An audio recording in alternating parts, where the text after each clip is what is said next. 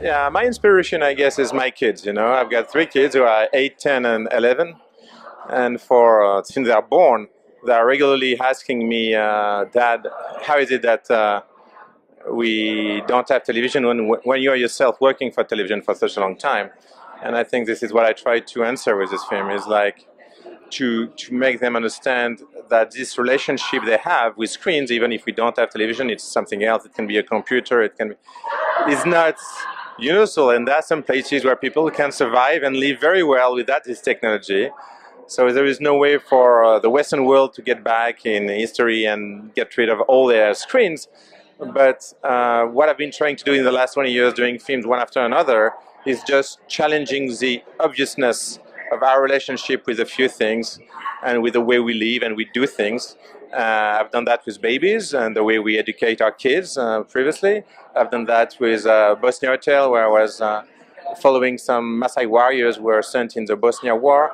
I've been doing this for 20 years with different angles, and I've always been very surprised on how little television and technology in general was challenged. And I think this is there is nothing in the world which has changed the way societies and countries have evolved in the last 20, 30 years, like television. So I felt there could be something interesting to do. Even if the film doesn't see so much, you don't see any TV until the end, I think it allows you to start a little bit of thinking on the idea and on the question. Well, I really wanted the film to be the opposite of what you see on TV, and I really crafted this film for theater. Even if, unfortunately, we won't have any theatrical release. The film has just been sold to Universal, so it's going to be released worldwide on VOD, DVD, and everything. But because it was financed by TV, it's impossible to have a theatrical after that. But what I really try to do is to forget about the usual boundaries in between fiction and documentary, and to really craft this film like a fiction. So with all the camera equipment we got, the music, the framing, the editing, and everything, I really tried it to look as much as possible like a fiction. Like a film in general. I'm less and less convinced that there should be such difference in between doc and fiction. I think you have a good film or a bad film, and I'm trying to get the best out of the two genres with this project.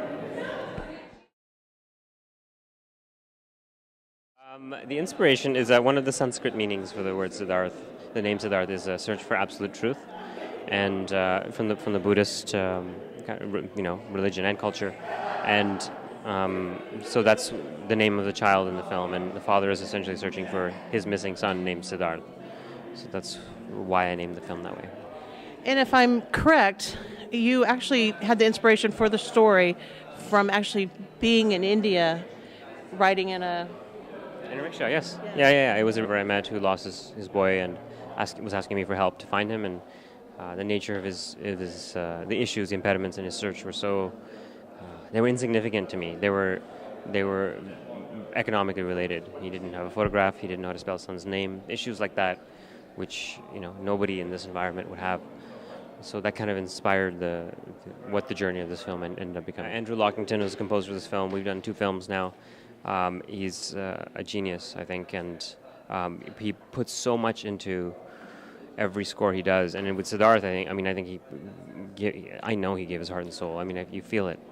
And I hear that music, and I see what it does for the film, and I feel like he has penetrated the emotional core of that story even more than I could possibly have done it. I just set the stage for other artists and craftspeople to do what they did. Same with Bob Gundyr, cinematographer, who I've worked with on pretty much everything I've ever done, and is also a genius, really. You hope that it inspires people to think about the world in a different way, at least question what you're seeing. And I'll be I have started affiliating with organizations. I would hope that we would be able to get out to some of these places and show the film and inspire other people, maybe for positive change. That's kind of what I'm not the type of person that can do this. All I can kind of do is communicate, and in this case, communicate what I felt out of a real encounter with somebody, and hope other people can run with that.